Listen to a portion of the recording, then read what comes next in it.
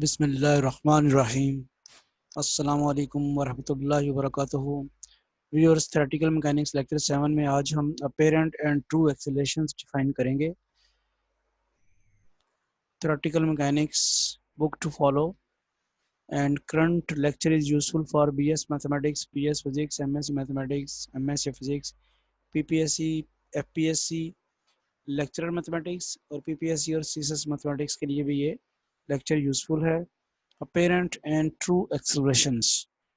Let OXYZ and OXYZ be the fixed and rotating coordinate systems respectively in the space. ये आपके पास ये जो capital OXYZ है ये आपका स्पेस में फिक्स कोऑर्डिनेट सिस्टम आपने ज्यूम किया हुआ है और ये रोटेटिंग कोऑर्डिनेट सिस्टम है जो कि स्पेस के लिहाज से ये रोटेटिंग है और अर्थ के लिहाज से ये फिक्स्ड है। लेकिन इसे रोटेटिंग कोऑर्डिनेट सिस्टम ही कहेंगे हम, चूँकि ऑब्जर्वर हम जो ले रहे होते हैं, जो ले रहे हैं, इसमें दो तरह के होंगे हमारे यहाँ पे। एक ऑब्जर्वर होगा जो रोटेटिंग कोऑर्डिनेट सिस्टम में मौजूद होगा और एक ऑब्जर्वर होगा जो फिक्स कोऑर्डिनेट सिस्टम में मौजूद होगा। दोनों की ऑब्जर्वेशन जो हैं वो डिफरेंट होंगी। इफ़ वो उसकी वजह यह है कि जो तो ऑब्जर्वर जो है रोटेटिंग कोऑर्डिनेट सिस्टम में, उसको तो आई जे के जो हैं यूनिट वेक्टर्स कांस्टेंट ट्रीट होंगे उसके लिए, और जो ऑब्जर्वर जो है वो रोटेटिंग कोऑर्डिनेट सिस्टम में होगा उसके लिए आई जे के जो हैं वो वेरिएबल वेक्टर्स होंगे, क्योंकि इनकी ये भी रोटेट हो रहे होंगे और डायरेक्शन जो है वो चेंज हो रही होगी। लिहाजा इनकी ऑब्जर्वेशन डिफरेंट होने की वजह से हमें दो तरह के एक्सेलेरेशंस मिलेंगे, एक अपेरेंट होगा और एक ट्रू एक्सेलेरेशन होगा। यानी जो ऑब्जर्वर यहाँ है उसके लिहाज से जो एक्सेलेरेशन लेंगे हम वो अपेरेंट एक्सेलेरेशन होगा, और जो ऑब्जर्वर एक्चुअली यहाँ पे है फिक्स कोऑर्डिनेट सिस्टम में उसके लिहाज से जो एक्सेलेरेशन लिया जाएगा that is true acceleration. If r is a position vector of a particle p expressed in unit vectors I, j, k, then the acceleration of the particle as seen by the observer in the fixed x, y, z coordinate system is। अब ये आपके पास formula है, ये formula book में drive किया हुआ है। ये फार्मूला, ये इस फार्मूले में d square f r is equal to d square m r plus d m omega cross r plus 2 omega cross d m r plus omega cross r. ये फार्मूला आपने याद रखना है, एक्सेलेरेशन का फार्मूला है। और अगर वेक्टर आर की बजाय आप कोई और वेक्टर ए लगा दें तो ये डबल डेरिवेटिव का फार्मूला होगा in the fix coordinate system. और ये आपको पता है कि ये डबल डेरिवेटिव होगा मूविंग कोऑर्डिनेट सिस्टम में, ये भी मूविंग कोऑर्डिनेट सिस्टम में, ये भी मूविंग कोऑर्डिनेट सिस्टम में डेरिवेटिव है, या रोटेटिंग कोऑर्डिनेट सिस्टम है। लेकिन ये वाला जो डेरिवेटिव है ये आपके पास सेकंड ऑर्डर डेरिवेटिव है in the fix coordinate system.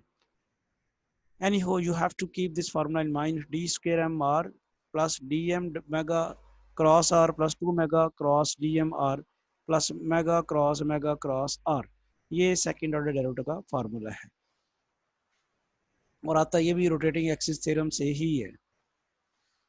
तो ये डी स्क्र आर और डी टी स्क्र इस फॉर्म में ले सकते हैं। इसको डी स्क्र एफ है ना, तो उसको ऑपरेटर से हटा के इस फॉर्म में लिखा जा सकता है डी स्क्र आर और D t square f is equal to d square r over d t square m plus ये वाला जो डी एम ओमेगा था इसको लिखेंगे d omega over d t m cross r plus 2 omega, ये d m जो है वो डी आर और डी टी एम, और हम जो सबस्क्रिप्ट एम है वो हटा दें अगर, तो फिर हमारे पास आता है d square r over d t square F, और ये आपके पास आ गया D square r over d t square.